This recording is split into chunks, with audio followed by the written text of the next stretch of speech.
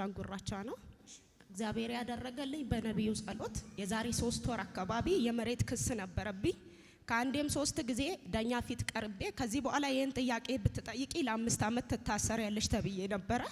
ከዛ ነብዩ እየጸለይ ብቻዬን ማታ ተኝቼ እያለቀስኩ ልጄ እማዬ ምን ሆነሽ ነው እያለ አብሮኝ እያለቀሰ ነብዩ የተዘጋው ከእንደገና አዲስ ምዕራፍ ሆኖ ይታያል እያለ እየጸለየ ነበር። ከዛ በስልክ ነበር እየተከታተልኩ የነበረው። አሜን ብዬ ተቀበልኩኝ። ከዛ ደግሞ ጌታ በራይ በህልሜ ማሳየኝ። ድጋሜ ጥያቄውን ጠይቄ የመሬት ጉዳይ ተጠናቀቀልኝ። ካርታ ፕላን ተሰጠኝ። እግዚአብሔር ይሄን አደረገልኝ። ኢየሱስ ጌታ ነው። ለረጅም አመት በፍርድ ቤት ኬዝ ነው፣ የመሬት ጉዳይ ነው። ለረጅም አመት ዋጋ ከፍላ ስትናገር ሰምታችኋታል። ይህን ጥያቄ ከዚህ በኋላ ብታነሺ እስከ 5 አመት ሊያሳስርሽ ይችላል ተብላለች። ተስፋ ቆርጣለች። ነገር ግን ሐዋርያው አዋጅ ባዋጅ ተገለበጠ፣ የናንተ የሆነ ነገር እጃችሁ ይገባል ብሎ ሲጸልይ አሜን ብላ ተቀበለች።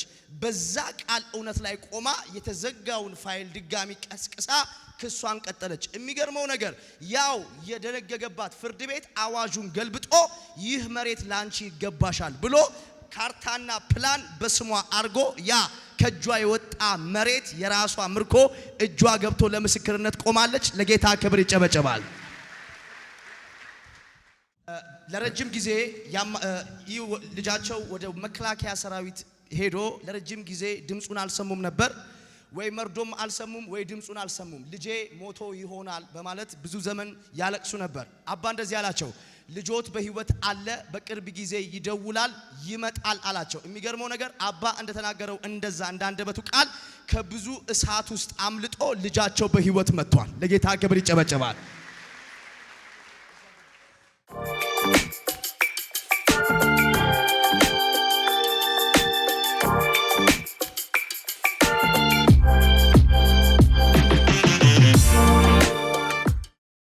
ለ2 አመት በክንታሮት በሽታ ይሰቃይ ነበር። ወደዚህ መምጣት አልቻልኩም። አሁን የመጣሁት ከባለሮቤ ነው። ግን በዛን ሰዓት ወንድሜ እዚህ ከተማ ነዋሪ ነውና እስኪ ሐዋርያው እስራኤል ዳንሳ ጋር ገስታውስ ግባ፣ ያ ሐዋሳ ገስታውስ ምናልባት እኔ እድን ይሆናል ብሎ ወንድሜው ገባ። ወንድሜው በገባበት ሰዓት ለወንድሜው ሐዋርያው ምን ይለዋል? ወንድምህን አያለው፣ በዚህ ሰዓት በከፍተኛ ሁኔታ ታሞ ተኝቶ ያለው ወንድምህን አያለው። አዎ አለው። ጸለየለት። በዛው ከዛች ማይክሮ ሰከንድ ጀምሮ 2 አመት የታመመበት የክንታሮት በሽታ ከላዩ ላይ ተነቀለ። ቀሎባቸዋል ሐዋሳዎች። ክንታሮት በሽታ የሚያውቅ ነው የሚያውቀው። በጣም አሰቃቂ ነው፣ በጣም የሚያሰቃይ ነው፣ ከባድ በሽታ ነው። ነገር ግን በአንድ ቃል እሱ ሳይገኝ ወንድምየው ነው በአካል በዚህ ቦታ ላይ ተገኘው። በሐዋሳ ወንድምየው ተገኝቶ ባለሮቤ ላይ ያለው ወንድምየው ከክንታሮት በሽታ 2 አመት ከሚሰቃይበት ነፃ ወጣ። ያ ብቻ አይደለም፣ በተጨማሪም በቤታቸው አለመግባባት ነበረ።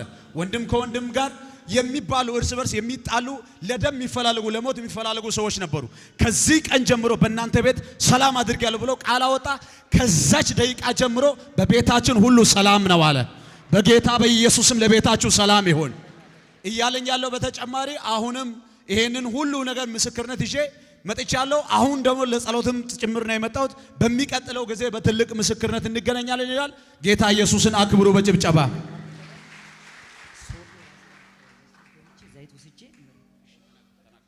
እነሱ በማይስማሙበት ሁኔታ ላይ እኔ በራሴ ጊዜ ደግሞ ገዝተውስ ገባሁ ላይ ተስወዶ የዛሬ አመት ከ6 ወር አካባቢ ገብቼ ዘይት ውሃ ጸለዩትና በመሬታቸው ላይ አፈሰስኩት። ለባለ ሂጂ ታናሹ ለታላቁ ይቅርታ እንድጠይቅ ታላቁም ወደ ታናሹ ይቅርታ እንድጠይቅ ማንንም በመሃላቸው ሳይገባ ራሳቸው እንድታረቁ ብዬ ጸለይኩት። ማታ ከምሽቱ 3 ሰዓት መሬታቸው ላይ ትቼ ወደ ባለ ሀገር ሄጅ ወደ ባለ ሮቤ በሄድኩበት ሰዓት በራሳቸው ሰዓት ታረቁ። አሁን መጥቼ ሲጠይቁ ሰላም ነን። ጌታና ክብሩለት።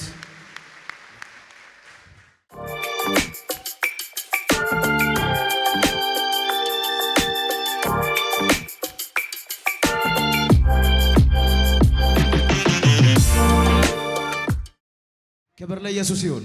3 ነገር ተናግራት ነበር። 3 ነገሮች ላይ ጸልየላት ነበር። ስትነግረኝ እንደዚህ ያለች ለ12 አመት ሙሉ በጉበት ቫይረስ ምክንያት ሰቃይ ነበር።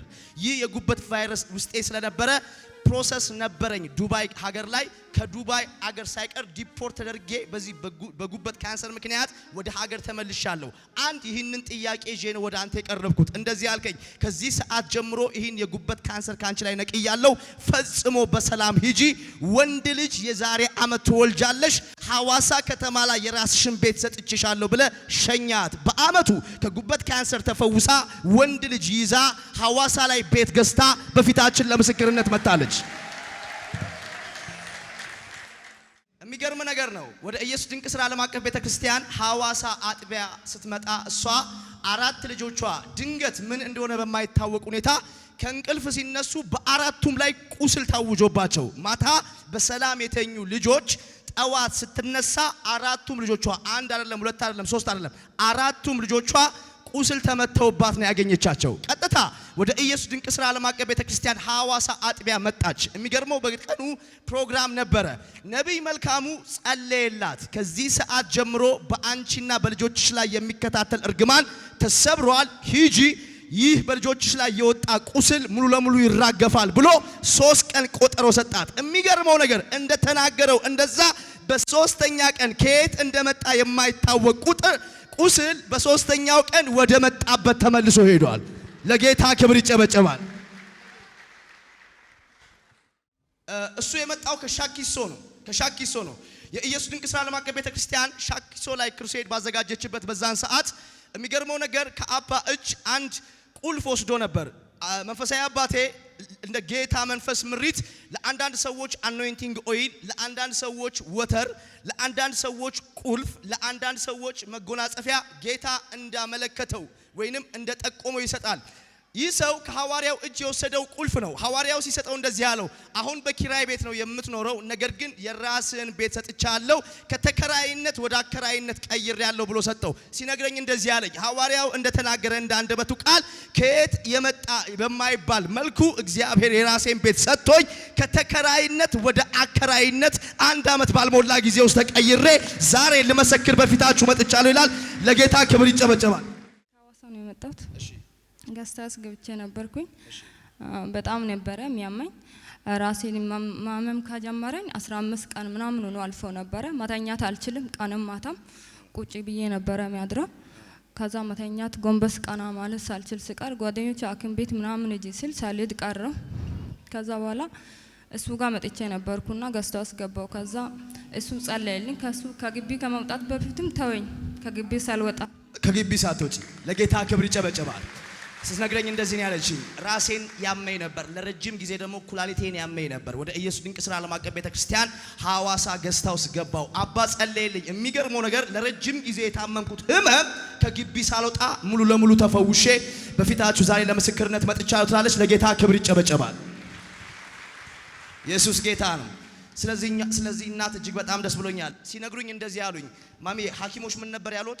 ሆስፒታል ምን አሉ? ሆስፒታል ኦፐሬሽን ነው የምትሆነው፣ እምብርት ላይ እብጠት አለ፣ ከዛ ውስጡን ቆስሏል አለ።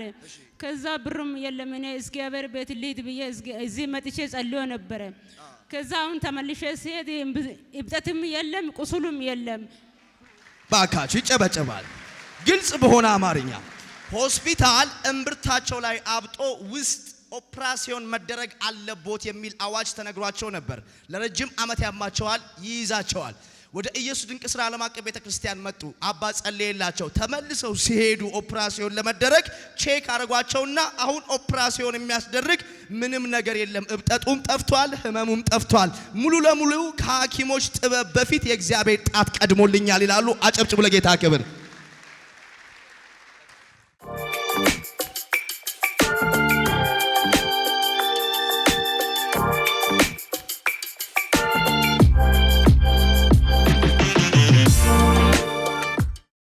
ስሜ ወንድሙ እባላለሁ። የዚህ ቤተ ክርስቲያን አገልጋይ ነኝ። ዛሬ ትላንት ማክሰኞ 15 ቀን ነው። ይሄ መስኮት እየገጠምኩት እዛ ጋር ደረስኩትና እዛ ጋር ያቺን መስኮት እየገጠምኩት ምስማር ተፈናጠረና ቀጥታ አይኔን ወጋ። አይኔ እንዳለ ደም በደም ሆነ። ከኔ ጋር የነበሩ ሰዎች እያዩ ነበር። ልክ በዚህ አይን ደም ይፈሳል። ከዛ እየሮጥኩ መጥቼ እዚህ ጋር ሐዋርያው የምቀመጥበት የሐዋርያው አምላክ እኔ ቤተ ክርስቲያን እየሰራው አይኔ አይጠፋም። ነጭ አላየውም። አይኔ አይጠፋም ብዬ በቃ እዚህ ቦታ ላይ ተኛው። ቢያንስ 5 ደቂቃ ልጆች ከኔ ጋር የነበሩ እኔ ማሰራቸው ልጆች ሁሉ እያለቀሱ ነበሩ። ተውት ችግር የለም አልኩት። እነ ጸግሽ እነ ታሬ ሁሉም የነበሩት ሆስፒታል ወሰዱ። እዛ ጋም ብዙ እንትን አልተደረገም። እኔ ብቻ ሐዋርያው ሲመጣ በሱ ተገናኝቼ ሄዳለሁ፣ እሱ ነክቶኝ ቤት ሄዳለሁ አልኩት። እንደውም ሆስፒታል አትውሰዱኝ ያልኩኝ ነበረ እና ታይቼ መጣው። እዚህ ጋር በቃ ወደ ቤት ሂድ ስሉኝ አልሄድም ብዬ እዚህ ጋር ስራ እያሰራው ነበር። ከዛ በኋላ 11 ሰዓት አካባቢ ላይ መጣና ልክ ጸግሽ ሲናገር ጭንቅላቴን ከጭንቅላቴ ጋር አገናኘ። በኢየሱስም አይኔ አይጠፋም አልክ። ነጭ እያየ ነበረ። ለማንም አልተናገርኩም አንተን እስከማገኝ።